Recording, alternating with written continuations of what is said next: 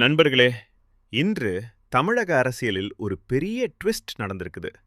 முன்னாள் முதலமைச்சரோ பன்னீர்செல்வம் இன்று அதிகாரப்பூர்வமா திமுகவுல இணைஞ்சிட்டாரு. ஆ, நீங்க கேள்விப்பட்டது உண்மைதான். தி நகர்ல இருக்கிற ஒரு ஹோட்டல்ல இருந்து அமைச்சர் சேகர் பாபுவோட ஒரே கார்ல அண்ணா அறிவாலயம்க்கு வந்த ஓபிஎஸ் முதல்வர் மு.க. ஸ்டாலின் முன்னிலையில திமுகவுல சேர்ந்தாரு. இதுக்கு முன்னாடியே தமிழக சட்டசபை கூட்டத்தொடரின் கடைசி நாள்ல ஸ்டாலினை நேர்ல சந்திச்சு ஓபிஎஸ் பேசினாரு. அந்த சந்திப்புக்கு அப்புறம்தான் என்னடா ஓபிஎஸ் திமுக போறாரா அப்படின்னு அரசியல் வட்டாரமே கிசுகிசுக்க ஆரம்பிச்சது. அந்த நேரத்துல இன்னொரு விஷயம், ஓபிஎஸ் ஆதரவாளர்கள் ஒருத்தரா அவரை விட்டு விலக ஆரம்பிச்சாங்க. இதனால ஓபிஎஸ் சீக்கிரமே ஒரு பெரிய முடிவு எடுப்பார் அப்படின்னு எதிர்பார்ப்பு வந்தது.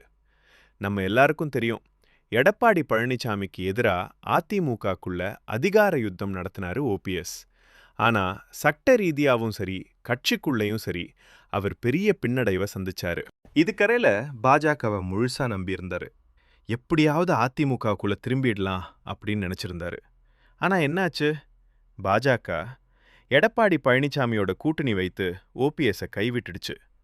சட்டசபை தேர்தல் தேதி நெருங்க நெருங்க ஓபிஎஸ் நிலைமை இன்னும் மோசமாச்சு. அவரோட ஆதரவாளர்கள் மனோஜ் பாண்டியன், வைத்திலிங்கம் திமுகவுக்கு போயிட்டாங்க. கூப்பா கிருஷ்ணன், ஜேசிடி பிரபாகர் தவகவுக்கு போயிட்டாங்க. தர்மர் எம்பி எடப்பாடி பழனிசாமியோட சேர்ந்துட்டாரு. அதோட பன்ருட்டி ராமச்சந்திரன் என்ன சொன்னார்னா, ஓபிஎஸ் அரசியல் அத்தியாயமே முடிஞ்சிடுச்சு அப்படின்னு சொல்லி புதுக்கட்சியே ஆரம்பிச்சிட்டாரு. இந்த எல்லா சூழ்நிலையிலும் வேற வழியே இல்லாம ஓ பன்னீர்செல்வம் திமுகவில் இணைந்துள்ளார். இதுக்கு சாட்சி மாதிரி சமீபத்தில் ஓபிஎஸ் தன்னோட மகன் ரவீந்திரநாத் கூட ஸ்டாலினையும் உதயநிதி ஸ்டாலினையும் நேர்ல சந்திச்சு பேசினார். அது மட்டும் இல்ல, ஓபிஎஸ் ஆதரவு எம்எல்ஏ ஐயப்பன் சட்டசபையிலேயே திமுக தான் மீண்டும் ஆட்சி அப்படின்னு பேசினாரு.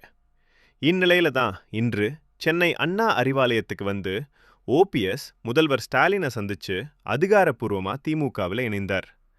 கோவையில் நடக்க போற திமுக மாநாட்டுக்கு ஸ்டாலின் போகிறதுக்கு முன்னாடியே இந்த சந்திப்பு நடந்திருக்குது.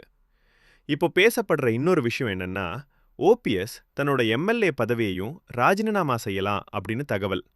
நினைச்சு பாருங்க நண்பர்களே, அதிமுகவிலிருந்து 3 முறை முதலமைச்சராக இருந்தவர் ஓ பன்னீர்செல்வம். இன்று அவர் திமுகவில் சேர்ந்திருக்குது தமிழக அரசியலை முழுக்க தலைகீழா திருப்பி இருக்குது. அவரோட மகன் ஓபி ரவீந்திரநாத், உசிலம்பட்டி எம்எல்ஏ ஐயப்பன் மற்றும் பல ஆதரவாளர்களும் திமுகவில் சேர்ந்திருக்காங்க. அண்ணா அறிவாலயத்தில் ஆதரவாளர்கள் திரண்டிருந்ததும் கவனிக்கத்தக்க விஷயம். இது ஓபிஎஸ் அரசியலோட கடைசி திருப்பமா, இல்ல 2026 தேர்தலுக்கு முன் இன்னும் பெரிய மாற்றமா? இதற்கான பதில வரும் நாட்கள் சொல்லும் நண்பர்களே. இப்படிதான் தமிழக அரசியலோட முக்கியமான அப்டேட்ஸ் உள்ளதை உள்ளபடியே சுத்தமா சிம்பிளா தெரியணும்னா இந்த சேனலை சப்ஸ்கிரைப் பண்ணுங்க. பக்கத்தில் இருக்கிற பெல் பட்டனை ப்ரெஸ் பண்ண மறக்காதீங்க. நீங்க சப்ஸ்கிரைப் பண்றது ஒரு கிளிக் தான், ஆனால் அது எங்களுக்கு மிகப்பெரிய சப்போர்ட். வீடியோ பிடிச்சிருந்தா லைக் பண்ணுங்க, உங்களுக்கு கருத்தை காமெண்ட்ல சொல்லுங்க. இந்த நியூஸ் முக்கியம்னு நினைச்சா உங்க ஃப்ரெண்ட்ஸ் கிட்ட ஷேர் பண்ணுங்க. சேனல்ஸ் பாயிண்ட் தமிழ், உங்களோட பொலிட்டிக்கல் கிளாரிட்டிக்கு நாங்க எப்போ ரெடி.